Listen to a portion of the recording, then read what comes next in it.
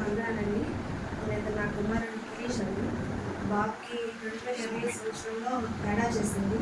అప్పుడైతే కాదు, పుట్టినప్పటి నుంచి తేడానే. 4 సంవత్సరాలకు ఒకసారి 7వ సంవత్సరంలో కాలికి ఆపరేషన్ చేయించాము. అప్పుడు ఒక 1 మంత్ మంచం మీదే ఉన్నాడు. అన్నీ నేనే మంచమే చేసుకున్నాను. తర్వాత ఎప్పుడు ఏదో ఒక సమస్య వస్తానే ఉండేది. 2020లో మాత్రం కరోనా టైంలో నాకు చాలా పెద్ద సమస్య. ఏ హాస్పిటల్ అప్పుడు మామూలుగా పొద్దునే లేచి పంచలు చేసుకుంటా బాత్రూంలోనే కూలబడిపోయాడు. ఏడుస్తున్నాడు. ఏం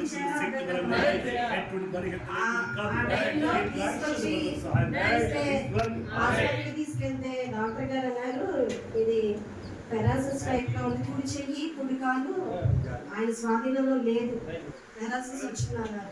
కూచిపూడి తీసుకెళ్ళాము. అప్పుడు ఈ జాక్షక సహాయంతోనే మేము అక్క తెలిసిన డాక్టర్ గారి దగ్గర కరోనా టైంలో మా అవైలబుల్గా లేరు మాకు చూసే డాక్టర్ గారు.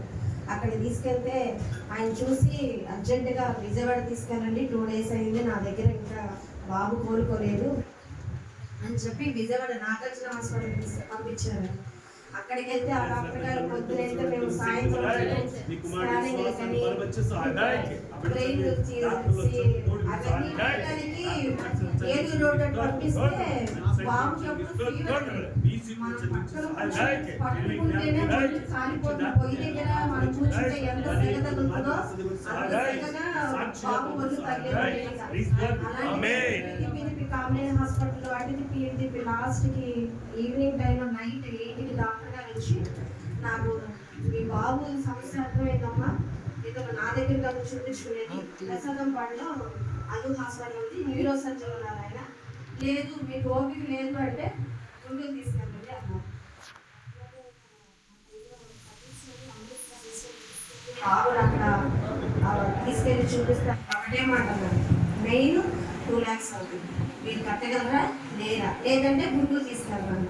సరే అని చెప్పి మాకు బాబు కావాలండి, వేరే ఏదేం వద్దని చెప్పి బాబుని హాస్పిటల్లో జాయిన్ చేసి ఆ నైట్ అక్కడే ఉన్నామండి. అది కూడా నాకు దేవుడు చేసిన ఏంటంటే, కరోనా టైంలో మా అమ్మగారికి ఇంటికి దగ్గరలో ఉన్న హాస్పిటల్. నాకు ఆ టైంలో ఎవ్వరూ కూడా ఇబ్బంది కలగకుండా నేను నైట్ ఇంటికి వెళ్ళి వచ్చేదాన్ని. తెల్లవారుజామున వరకు వాళ్ళ నాన్నగారు ఆయన దగ్గర ఉండి పొద్దున్నే ఆయన ఇంటికి వచ్చేవాళ్ళు, నేను పొద్దున్న చేసుకున్నాను. ఈ పిల్లోడు 10 రోజులు కోమాలో ఉన్నాడండి, 1,000 రోజులు బెడ్ మీద ఉన్నాడు. కోమాల నుంచి వచ్చిన తర్వాత అతను ఏమైందో తెలియదు. ఆ టైంలో దగ్గరగా ఏడుస్తూ గట్టిగా మాట్లాడుతూ సిచ్యువేషన్ నాకు ఏం అర్థం కాదు, మాట కూడా రాలా.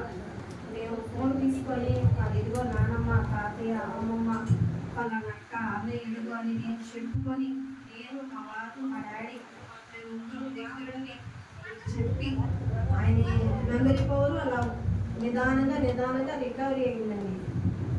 ఫుడ్ కూడా ముక్కల నుంచి 2 వేసి ఆ ట్యూబ్ ద్వారా నేను ఫీడింగ్ ఇవ్వడం, రాంజావా లేకపోతే ఫ్రూట్ జ్యూస్ ఏదైనా సరే అది కక్కకూడదు. కక్కితే మళ్ళీ ఆయనకి ఇబ్బంది. అంత జాగ్రత్తగా 15 రోజులు 10 రోజులు కొమ్మాలో ఉంటే 15 రోజులు మొత్తం మీద ఒక 1,000 రోజుల వరకు హాస్పిటల్లో ఉన్నామండి. అది ఆ టైంలో మా అమ్మగారి ఇంటి దగ్గర ఉన్నాను కాబట్టి నాకు అన్నీ మేలు జరిగినాయి అని నేను దేవుడు నాకు ఆ టైంలో కూడా మా అమ్మకి ప్రార్థన చేస్తానని నా బాప్తిసం తీసుకున్నారు. కోమాలో ఉన్న టైంలో మా అమ్మకి కనిపించి మా తాతయ్య రూపంలో వచ్చి, నీ బిడ్డ లేచాడు, వెళ్ళి చూసుకో అని చెప్పారు. ఆ మరుసటి రోజు నా బిడ్డ లేచాడండి, కానీ పెరిచి చూశాడు.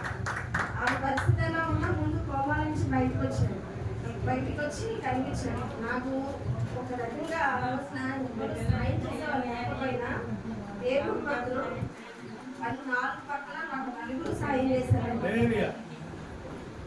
ఆ బాబుకి ఎప్పటికీ మెడిసిన్స్ వాడుతున్నామండి. 1 సంవత్సరం అయితే చాలు అన్నారు, అలాంటిది ఇది 5వ సంవత్సరం. వరకైనా సరే ఆయనకి మెడిసిన్స్ ఆఫ్ చేయలేదు. దయచేసి మీ అందరూ నా బిడ్డ కోసం ప్రార్థన చేయమని మాత్రం వేడుకుంటున్నానండి. ఈ బిడ్డకి ఏ అనారోగ్యం లేకుండా వాడు సంతోషంగా ఉంటే నాకు చాలు, వేరే ఏం అక్కర్లేదు. పెద్దబాబు కూడా చదువుకుంటున్నాడు, వీడు చదువులో లేని ఆరోగ్యం బాగోనందువల్ల చదువులో కూడా లేదు, భవిష్యత్తు ఏంటన్న ఆలోచన మాత్రం నాకు మాత్రం బాగా వేదంగా ఉందండి. కాకపోతే సమస్యలు ఎప్పుడు ఏదో ఒక సమస్యలు ఆయన ద్వారా కానీ వేరే ఏదైనా కానీ నేను కానీ నాకు కానీ నేను అప్పటి నుంచి దేవుడు నమ్ముతున్నాను. దేవుడే నాకు సహాయం చేస్తూ వచ్చాడు. ఇప్పుడు ఎట్లాంటి పరిస్థితులైనా సరే నేను ఎదుర్కొన్నా. ఎందుకంటే మా వాళ్ళు దీపారాధన చేస్తారు కాబట్టి ఆయన నన్ను అధ్యక్ష పెట్టి అలాంటి ఆయన కూడా 20 ఏళ్ళు మా మ్యారేజ్ ఆయన కూడా నేను దేవుడి ద్వారా ఏమన్నా నేను ఏ కండిషన్ కూడా నా దూరంలో నేను బతుకుతున్నానండి. అందుకు దేవుడికి వందనాలు. నాకు ఎప్పుడు కాదు, నేను 8th క్లాస్ నుంచి కూడా దేవుడు నమ్ముకున్నా.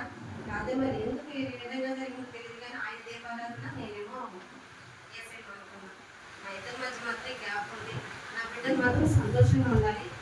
ఇప్పుడు వరకు నాకు దేవుడు సహాయం చేసినందుకు